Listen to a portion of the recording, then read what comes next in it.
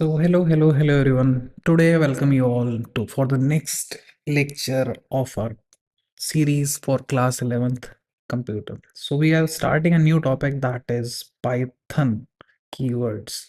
So basically keywords क्या होते हैं? ये रिजर्व्ड वर्ड्स होते हैं। अब रिजर्व्ड वर्ड्स का मतलब क्या है कि ये कीवर्ड बेसिकली किसी भी लैंग्वेज में कुछ वर्ड्स होते हैं जो कि किसी और काम के लिए रिजर्व्ड होते हैं कि उनका कुछ और मतलब होता है, ठीक है। सो पाइथन का जो हमारे लिए सिर्फ हमारे लिए जो पाइथन का इंटरप्रेटर है वो इन वर्ड्स को या इन कीवर्ड्स को एक स्पेसिफिक मीनिंग के साथ यूज कर सकता है। जैसे कि आज कुछ एग्जांपल देख पा रहे हो, false, class, finally, is, return, try, lambda और बहुत सारे कीवर्ड्स हैं। इनको हम यूज़ नहीं कर सकते, मतलब इनका जो यूसेज है वो एक स्पेसिफिक अलग काम के लिए है। ओके। सो इसका बेसिकली मतलब ये है कीवर्ड समझना हमें इसलिए, और बेसिकली हमें कीवर्ड समझना क्यों चाहिए, इसका आंसर हमें मिलेगा आइडेंटिफायर्स में। ओके।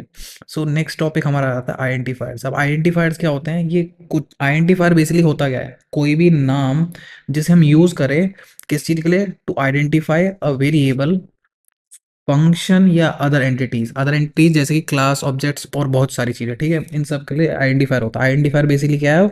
नाम जो कि एक वेरिएबल को दिया जाए, फंक्शन को दिया जाए, किसी भी एंटिटी को दिया जाए इन इन अ प्रोग्राम। ओके। सो कुछ रूल्स दिए हैं आइडेंटिफायर के जो पाइथन में फॉलो करने होते हैं, ठीक है।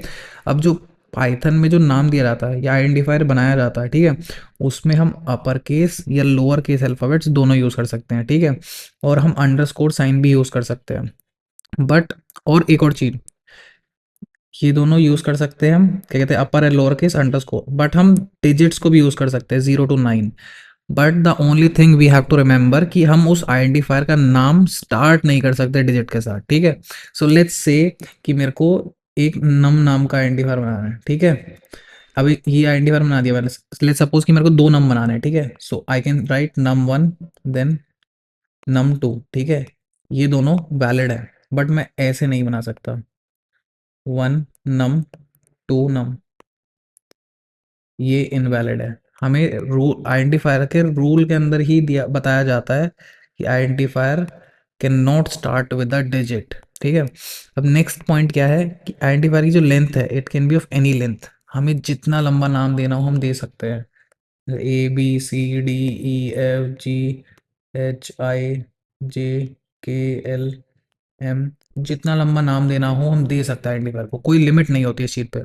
बट जनरली हम प्रेफर करते हैं कि इसे शॉर्ट और मीनिंगफुल रखा रहा है, ठीक है। अब आइडेंटिफायर में एक कीवर्ड या रिजर्व्ड वर्ड्स को हम यूज़ नहीं कर सकते। So remember, keyword reserved keyword समझाए थे ये। हम इन सारे रिजर्व्ड कीवर्ड को as a identifier name use नहीं कर सकते। जैसे हम ये नहीं लिख सकते कि एंड, एक हमने लेट सपोज आइडेंटिफायर बना रहे हैं हम जिसका नाम है एंड,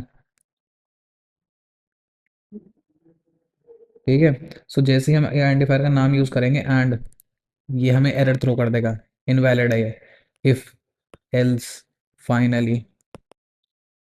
सो इसलिए हम रिजर्व्ड कीवर्ड्स को भी यूज़ नहीं कर सकते, ठीक है। नेक्स्ट, हम स्पेशल सिंबल्स का यूज़ नहीं कर सकते अपने आइडेंटिफायर्स में। स्पेशल सिंबल जैसे कि exclamation mark, @ hash, dollar symbol और दिस परसेंटेज साइन, ओके।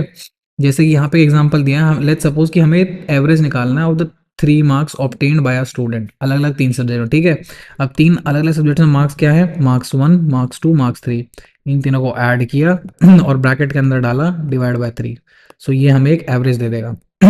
हम सीखेंगे कि ये कैसे लिखा जाता है, इनका मतलब क्या होता है, ठीक है।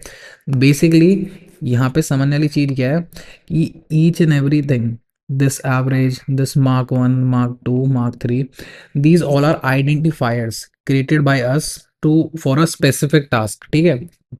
जैसे मार्क्स 1, 2 और 3 में मार्क्स स्टोर्ड हैं जो कि उस सब्जेक्ट में कितना है, और एवरेज में तीनों को एवरेज, ठीक है, किसी काम के लिए। जैसे कि दूसरा एग्जांपल यहाँ पे area of rectangle, length multiply of breadth, ये फॉर्मूला होता है, ठीक है। अब एरिया के अंदर ये वैल्यू है। अब बेसिकली इसको समझते हैं कि लिखा ये जो लाइन लिखी है इसका मतलब क्या है। हमें ये चीज़ वेरिएबल में आके समझ आएगा थोड़ा बहुत, ठीक है, ये क्या कैसे लिखते हैं क्या होता है। सो इसको समझने के लिए नेक्स्ट टॉपिक पे मूव ऑन करते हैं जो कि है वेरिएबल्स। ठीक है। अब वेरिएबल बेसिकली क्या होता है, वेरिएबल एक प्रोग्राम के अंदर एक कोई भी चीज़ होती है जो कि हमारे यूज में आती है टू यूनिकली आइडेंटिफाई समथिंग, ठीक है। वेरिएबल बेसिकली एक नाम है जिसको हम यूज करते हैं टू यूनिकली आइडेंटिफाई समथिंग, ठीक है। बेसिकली कुछ भी हमें डेटा यूज करना हो तो हम उसको एक वेरिएबल में स्टोर करते हैं। अगर ये आपको टफ लगे तो एक तरीके से आप ये डेफिनेशन भी ले सकते हैं कि variable act as a container और मेमोरी स्टोरेज, ठीक है, that is used to store a data. जैसे कि लेट्स सपोज ये कोई वेरिएबल है, सॉरी ये कोई मेमोरी कंटेनर है, इसका नाम हम दे देंगे ए और इसकी वैल्यू दे देंगे 3, ठीक है। अब इसको बेसिकली लिखा कैसे जाएगा, इसको लिखने का बेसिकली ये तरीका होता है,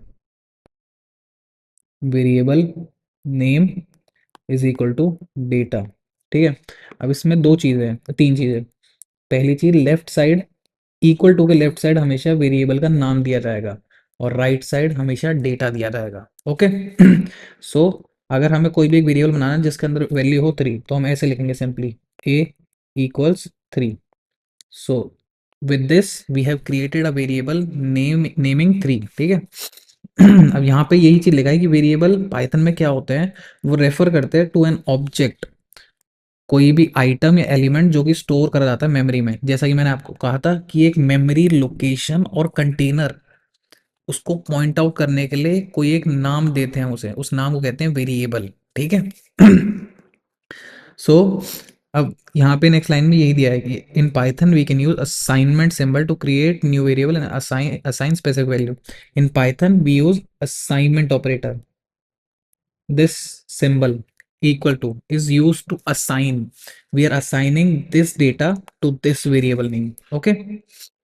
सो जैसे कि यहाँ पे कुछ एग्जांपल दिया है, लेट्स सपोज जेंडर नाम का वो है वेरिएबल, ठीक है, उसमें हम वैल्यू दे रहे हैं एम, या मैसेज नाम का वेरिएबल है उसमें हम वैल्यू दे रहे हैं कीप स्माइलिंग, या प्राइस है प्राइस में ये, ओके। अब नेक्स्ट प्रोग्राम दिया है हमें कि यहाँ पे हमें डिस्प्ले करनी है values of variables in Python, ठीक है। हमें यहाँ क्या दिया है कि हमें इसे छोड़ देते हैं, हैश लगाया हुआ है ना, हैश का बेसिकली मतलब होता है कि इसे स्किप कर दिया जाएगा, इसको छोड़ देते हैं, ठीक है। अब यहाँ पे हमने मैसेज नाम का एक वेरिएबल बनाया, उसमें स्टोर किया हमने कीप स्माइलिंग। अब जैसे ही हम प्रिंट स्टेटमेंट का यूज़ करेंगे और इसके अंदर मैसेज लिख देंगे तो वो आउटपुट में जो मैसेज का डेटा था, क्या है मैसेज का data, keep smiling, keep smiling print हो जाएगा because of this print statement, this print statement has message variable, okay. Next we have user number 101 and we are again using print statement, we are writing user number as then user number, okay। So due to the presence of this variable इसकी value जो है print हो जाएगी, जैसा कि आप यहाँ नीचे देख सकते हैं, यूजर नंबर इज, यहाँ पे लिखा है ना user number is, then the value of that variable. इस तरीके से हम यूज करते हैं। मे बी जो सेकंड प्रिंट स्टेटमेंट है वो थोड़ी सी कॉम्प्लिकेटेड लगे if you are new to Python, okay. Let me just simplify it for you. So जब पहली बात तो हम प्रिंट स्टेटमेंट यूज क्यों करते हैं, प्रिंट स्टेटमेंट के अंदर हम जो भी चीज़ लिखते हैं वो हमें आउटपुट में दिखती है, ठीक है। अब लिखने के अलग अलग तरीके होते हैं प्रिंट स्टेटमेंट, ठीक है।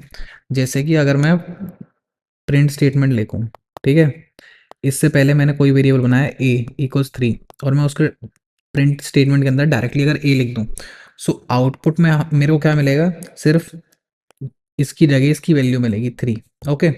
अब अगर मैं थोड़ा सा चेंज कर दूं इसे, जैसे कि मैं इसके सर जो वेरिएबल हमने बनाया था उसके सराउंडिंग में डबल इन्वर्टेड कॉमास लिख दूं, so instead of the value of that variable we can see a as an output. It is because कि जैसे ही हम डबल इन्वर्टेड कॉमास यूज़ करते हैं, डबल इन्वर्टेड कॉमास के अंदर जो भी लिखा जाता है वो डायरेक्टली प्रिंट हो जाता है, ठीक है। इसको बेसिकली कहते हैं एक तरीके से स्ट्रिंग मान लो आप, ठीक है। जैसे हम नॉर्मल अल्फ़ाबेट्स लिखते हैं उस टाइप से नॉर्मल अल्फ़ाबेट्स को प्रिंट कर देता है। सो इस लाइन में बेसिकली यही हो रहा है, जैसे कि इसके अंदर हमने सिंगल इन्वर्टेड कॉमास के अंदर ये लिखा user number is, so directly user number is print हो गया। उसके बाद हमने एक बिना डबल इन्वर्टेड कॉमास के यूज़र नंबर लिखा है, so instead of this user number Python will write the data of that variable we can see here, okay. So थोड़ा सिंप्लीफाई करके ऐसे समझ सकते हैं, ओके। सो यहाँ पे इसकी एक्सप्लेनेशन ये दी है कि जो पाइथन ये प्रोग्राम है 5.2, इसमें वेरिएबल मैसेज एक होल्ड कर रहा है स्ट्रिंग टाइप वैल्यू, ठीक है। अब स्ट्रिंग टाइप वैल्यू क्या होता है कि कोई इसमें जो भी कंटेंट होता है उसे असाइन करने के लिए हम डबल कोट्स को यूज करते हैं, ठीक है। या फिर हम सिंगल कोट्स भी यूज कर सकते हैं, या तो आप ट्रिपल कोट्स भी यूज कर सकते हो, इस तरीके से चारों मेथड वैलिड है टू मेक अ स्ट्रिंग, ठीक है। बट वेयर एज जो वैल्यू ऑफ वेरिएबल है user no, this is not enclosed in codes, so इसे हम एज अ न्यूमेरिक वैल्यू की तरह ट्रीट करेंगे।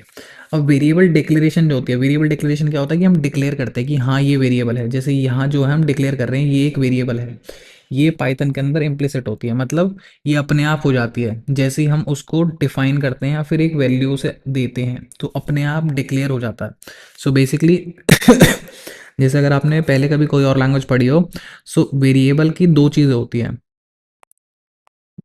Declaration and next one is assigning ही कहते हैं, हाँ, ठीक है। सो दो अलग अलग चीज़ें होती है, जैसे इन केस ऑफ जावा पहले हम जैसे इंट ए लिखते हैं, सो इस तरीके से हम डिक्लेयर करते हैं कि हमने एक वेरिएबल ए को डिक्लेयर कर दिया। बट अगर हम ऐसे लेके इंट ए इक्वल 3, ठीक है, in Java I am talking about this in Java, so इसमें हम डिक्लेरेशन और असाइनिंग एक साथ कर रहे हैं। सो पाइथन में भी जब हमें एक डिक्लेयर करना होता है वेरिएबल, हम सिंपली लिखते हैं ए इक्वल्स 3। सो इसमें अपने आप जैसे ही हम ए को एक वैल्यू देंगे 3, अपने आप वो डिक्लेयर भी हो जाएगा और उसको एक वैल्यू असाइन भी हो जाएगी, ठीक है। सो इसीलिए पाइथन के अंदर वेरिएबल डिक्लेरेशन जो है वो इम्प्लिसिट होता है, मतलब ऑटोमेटिकली हो जाता है। अब यहाँ पे एक और एग्जांपल दिया है 5.3। अब इसमें क्या है कि हमें लेंथ लेंथ हमें एक वेरिएबल बनाना है जिसकी वैल्यू हो 10 यूनिट्स लेंथ की, और ब्रेड जिसकी वैल्यू हो 20 यूनिट्स, ओके। सो हम पहले दो वेरिएबल बनाएंगे, लेंथ जिसको हमने वैल्यू दी 10, ब्रेड जिसको हमने वैल्यू दी 20। अब एक एरिया नाम का हमने एक वेरिएबल बनाया जिसको लेंथ मल्टीप्लाई बाय ब्रेड किया, और जैसे ही प्रिंट एरिया किया सो हमें 200 आ गया, ठीक है।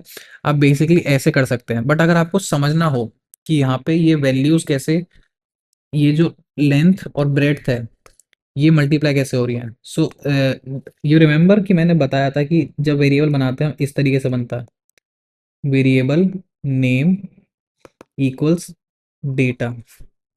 सो एवरी टाइम इस इक्वल टू के जो लेफ्ट साइड होगा वो वेरिएबल नेम होगा, राइट साइड डेटा।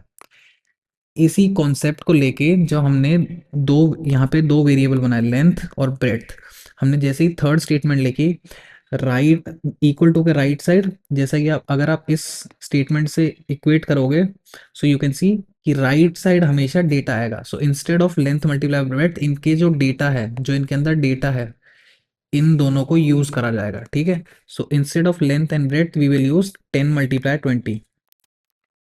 सो लेंथ की जगह 10 आ जाएगा और ब्रेड्थ की जगह 20 आ जाएगा। सो ये दोनों जब मल्टीप्लाई हो जाएंगे तो एरिया को एक वैल्यू मिल जाएगी जो कि है 200। इसीलिए जब हम प्रिंट एरिया करेंगे तो 200 हो जाएगा, ठीक है।